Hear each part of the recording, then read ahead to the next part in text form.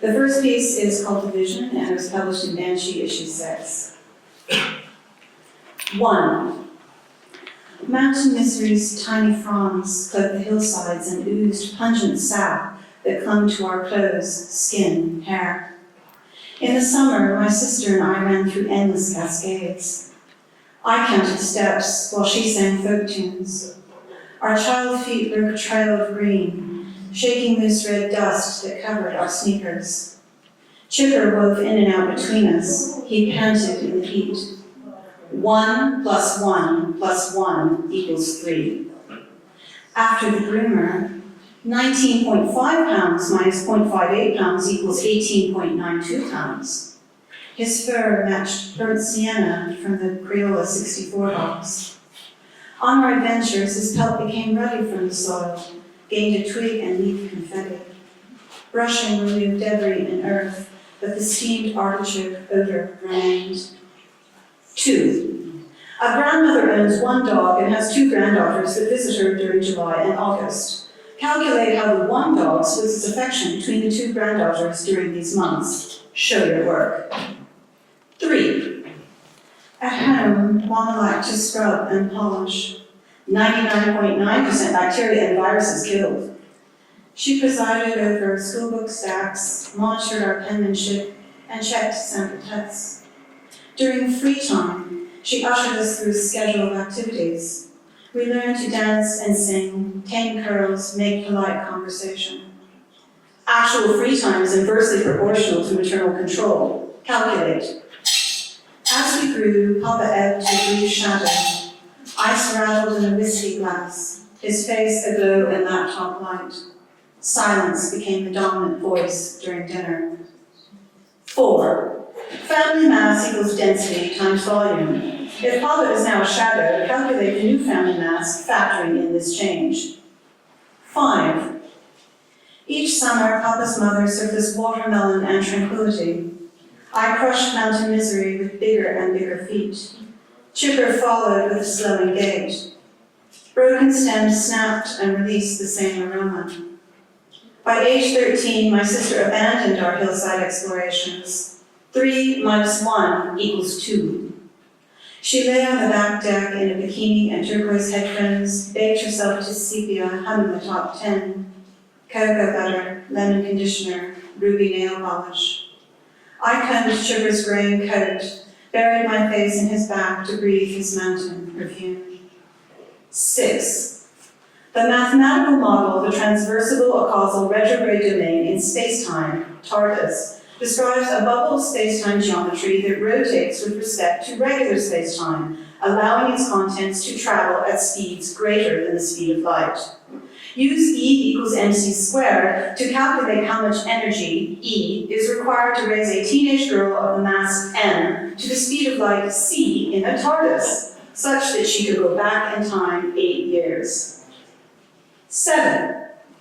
When did the harmony distort beyond tolerance? Total harmonic distortion, THD, is the ratio of the equivalent root mean square RMS, voltage of all harmonic frequencies, mother plus father plus daughter 1 plus daughter 2, over RMS voltage of the fundamental frequency, mother. Did Grandma hug me tighter in that final embrace? Did Chipper hide to avoid saying goodbye? Did time slow or speed up as Mama drove us away? Her explanation derived from multiple factors. AX squared plus BX plus C equals... When we arrived home, Papa stood in the driveway, my life packed into neat containers. He loaded them into his car, added my summer suitcase. Mama and my sister climbed the front steps and closed the door. 8. 4 divided by 2 = 2. 1 home divided in half = 2. 1 parent plus 1 daughter times 2 divided by 2 homes does not equal 2 parents plus 2 daughters times 1 home. 9. A decade on, I steer once familiar roads, endless switchbacks, accelerate, brake, accelerate, brake. At last, I stand in front of Grandma's house, a scarlet sold across the realtor sign. It swings with winter gusts, hinges release a metronomic squeak. For 3 hours and 13 minutes, I boxed memories and piled them onto the car back seat. Later, my sister and I will make 2 inheritance piles. But before partition, that conclusive split, I will climb the hill behind Grandma's house and gather a bouquet of mountain misery. 10. 2 minus 2 equals 0. This next one is...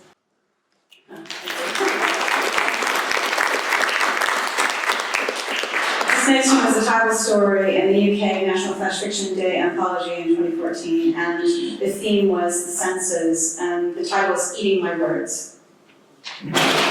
You said my name tasted sweet, like a sun-warmed peach in July. I loved watching you articulate the syllables, savoring your expression. Other words triggered different tastes inside your mouth. I learned which to avoid in the delicate buffet of our conversation. You waited after my lecture on alabaster and Greek vases, invited me for a coffee. Early on, I picked you out from the crowd. While others took notes or dozed, you seemed mesmerized. At the cafe, you leaned across the table, pushed me to talk.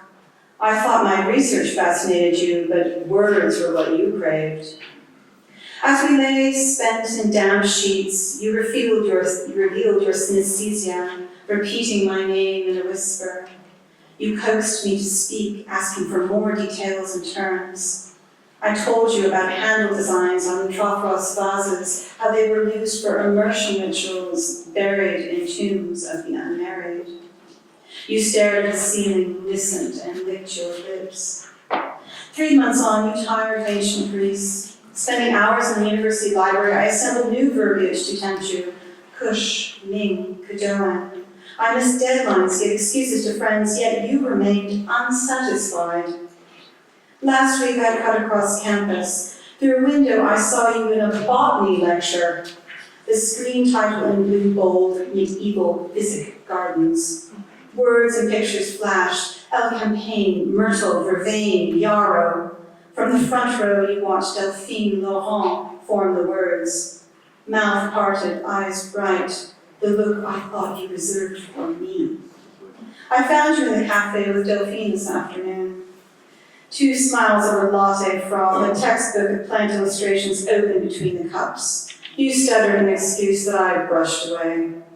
Opening my bag, I pulled out a special list and enunciated each entry. Steadfast, loyal, faithful, relationship, commitment, promise. You grimaced, distaste rising in your mouth. I continued as moisture beads formed on your face, your skin growing pale. Each taste noted beside the word I relished creating the combination. Garlic, chili, anise, Genetian, chalk, soil. You had told me how each bad flavor lingered for days, created acid that scalded your throat. Halfway through, you dashed for the toilet, hand over your mouth. You knocked a chair, jarred the table. Latte splashes disfigured intricate petals and roots. I rolled out my list. You'll need this. So I pressed the paper scroll into Delphine's palm and squeezed her shoulder. Walking past the toilet, I shouted, "Love." I heard you heave.